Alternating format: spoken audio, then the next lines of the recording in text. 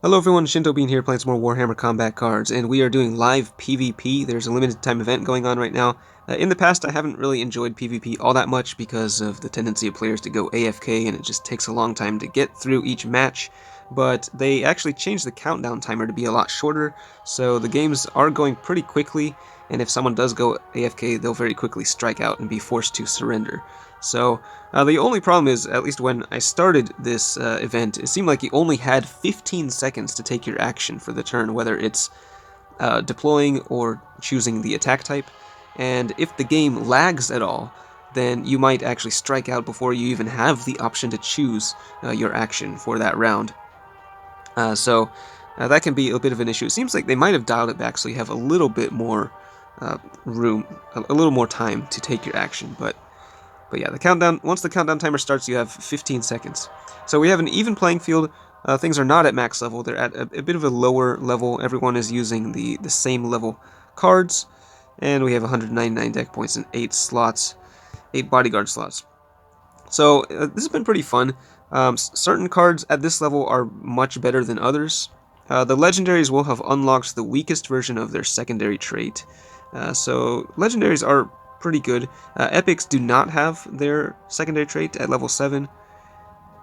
So I don't know. You just kind of have to figure out which warlords and which bodyguards are the best. But I'm curious to see how the Leagues of Votann will do here. So I'm just going to start off here with this deck with Uthar.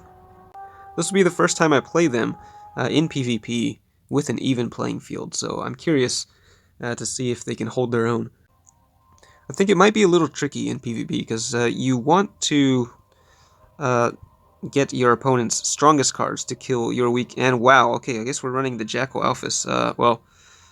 This is a glitch that can happen in the game. You can choose a warlord and then it will give you a different warlord once the game starts. So I guess, okay, our first game is going to be with the Jackal Alphys, and then hopefully next game we can play as the Leagues. We are up against Captain Acheron though.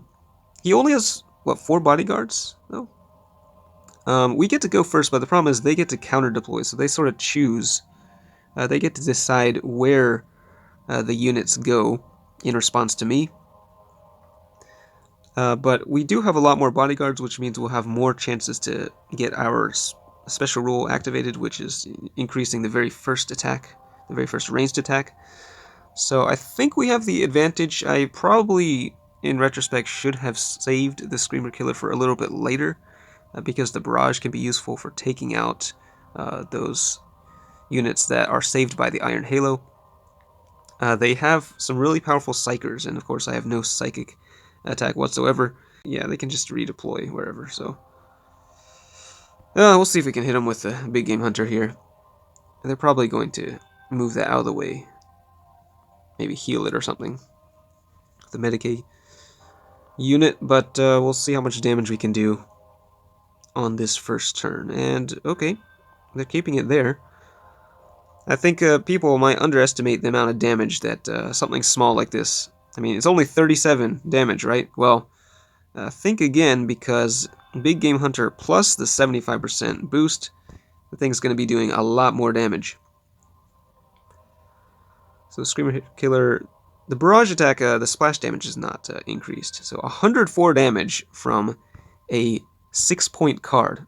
That is some pretty good value right there. But they do have 2 Psionic Blasts going off. It's a lot of damage right there. And we're going to be losing some of our guys. I think I do kind of want to move the Screamer Killer over so that it's reducing the damage on the Psionic Blast at least. But I do have one more Big Game Hunter. The Heavy Weapons team, it's not showing up just yet. I guess, well, we can go like this. We'll drop the Ridge Runner over here. Should be able to take him out, and then the Barrage will finish off the Paladin over there. So it does look like we have a little bit more time to take our turn. Like when I started the campaign yesterday, it was just like you have very little time to take your action, very little time to think. And okay, this is working out pretty well because I think next turn we will be able to knock out the this guy. Well, maybe with the barrage attack. No, actually no. They managed to wipe out the gargoyle, so now they'll be able to take down the Screamer Killer. I think, unfortunately. Yeah, that was pretty well played there on the part of my opponent. So I don't know if we can kill that Dreadnought anymore. So now that... Oh, okay, I forgot. I have another barrage unit, so we're still good to go. We're alright here. And the Exocrine is going to be kind of wasted, I feel like, but still having the... I don't know. Yeah, we'll just stick it down, I guess. Honestly, deploying the Exocrine earlier would have been good, probably even with the Sonic Blast, just because it has so much health. Like, deploying it at the end, you don't really get a whole lot of usage from it. We still are going to be able to take out, or at least target, Captain Acheron with, I think, 3 bodyguards here. 3 attacks, so we'll at least be able to knock out his shields in one turn. And he has very little remaining. And I can still activate my special rule twice, so... Yeah, for any warlord that has a special rule that activates for each bodyguard, or each card in your deck, it's definitely going to be a good idea to include more of those cards. Especially Captain Acheron, I mean, his special rule is quite strong, but having only 4 bodyguards in this player's deck, it really limited what he could do, or the longevity of his cards. Alright, we'll just keep hammering away here. It's going to take a little while still, but yeah, we should be able to take this guy down pretty easily. And is he going to play it through?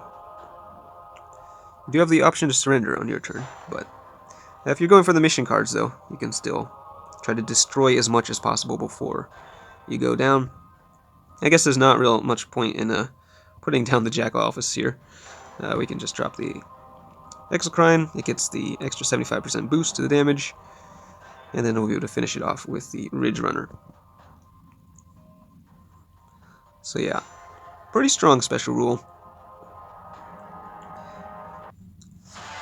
But another deck that I saw that was actually quite strong that I lost to was the Psychomancer, running pretty much only melee units, cards with only a melee attack type.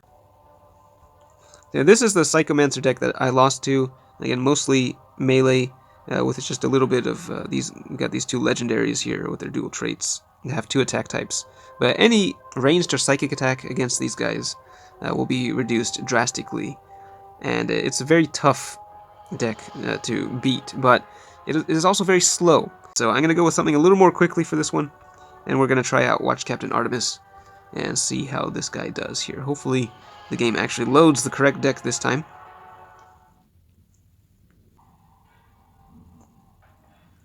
Okay, we're up against Captain Badrock, so this should be interesting. Depending on how they deploy on this first turn. We'll drop the Deathblow guy down first. There's the countdown timer there. I have to remember to deploy quickly here. Badrock has a pretty good amount of health on the Warlord. Okay, they've got some weak stuff here. Well, I can just drop Ragnar Blackmane. That's the thing, if they drop like weak stuff on the first turn, then you just want to put down your strongest stuff, I think. With Badrock, it's a little dangerous because, you know, of course, he can combo all these attacks and stuff. But alright, we'll just drop this guy here, I guess. And yeah, the damage from the special rule is doing almost nothing. He can just move that Orc Boy out of the way now. Bring out something stronger to deal with Ragnar Blackmane, but no, he's keeping it there. And he's bringing out the Gorkanaut. Okay, that thing does get an initial precision shot, and we do have the first turn, though. So it's dealing some... not too much damage. 22. He will actually be able to kill the thing, though. Go with the melee attack. I do want Ragnar to start taking some damage here, so that his Berserk will power him up. Yeah, that Gorkanaut is going to get to fire multiple times this turn. And they have a charged up ranged attack too, so this is... I don't know, they might actually be able to fire off 3 shots with the Gorkanaut. Wait, what is this guy doing? Is he trying to lose? Why would you go melee? Was that like a misplay? And obviously, Badrock's special rule does not trigger when you kill something with a melee attack. That did not make any sense. But I don't know. What do I know? Okay, well, I guess we'll go like this. We'll just drop this guy down here. And hopefully the Gorgonaut gets it. No, it's the Orc boy that keeps getting hit by the special rule. Alright, the Gorgonaut's coming center lane. I guess maybe he just wanted to charge up a stronger ranged attack so he could take out Blackmane in one turn. That's the only thing I can think of. The only reason that previous turn, that previous move would have made any sense. I'm just going to keep going melee. And yeah, he's definitely going to be able to deal a lot of damage though. Gorgonaut actually is not the greatest option, I think, at level 5. It just doesn't deal that much damage. But if they drop it... Oh, there's the Dakajet. Okay, so this is going to hurt big time. So yeah, that melee attack... I think he should have just gone Psychic on the previous turn. Here's the ranged attack, so this is going to be a killer turn for this guy. I think he doesn't quite have enough to kill the Chaplain, at least. Oh, and actually the Death Blow prevented that guy from attacking, so that was pretty good. Alright, now we do have a target acquired, so this is where we want to use that for sure. I guess we'll go... The question is, where do we want to put it? I don't know. Probably better to save the target acquired for last, because he can just move his guys around here, but... And I do actually want to target the Dakajet. I should have put it over in the right lane, but too late for that.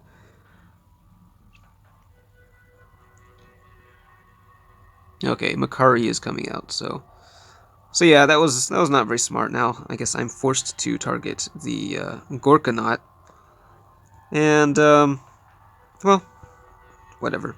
We'll drop the healer. 65 damage to that Gorgonaut, so that Gorgonaut's definitely going to be dying here, and I think we're fine. We still have 2 bodyguards remaining even after these guys, and I mean the guy with the fear, he's going to be surviving for quite a while. We'll destroy their big guy. And the Dakajet is strong, but again, with the fear, it's not going to be dealing nearly as much damage. So,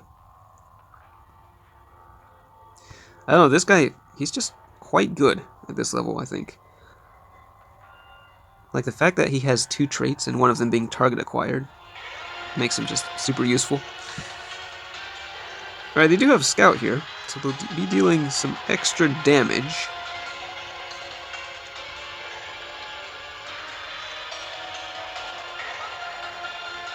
But yeah, when I go melee here, actually, Badruk will finish off the Tech Marine, which will, again, because it's a melee attack, it will not trigger his special rule.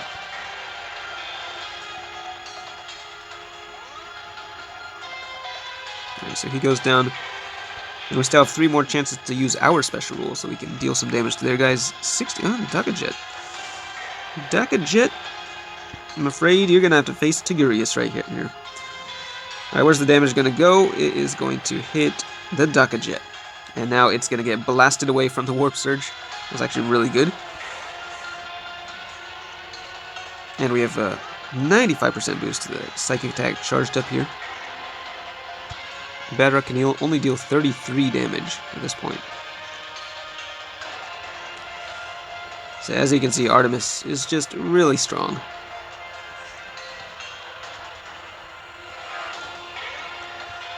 Alright, we'll go with the Psychic, and it is enough to take him down. So that is a good game.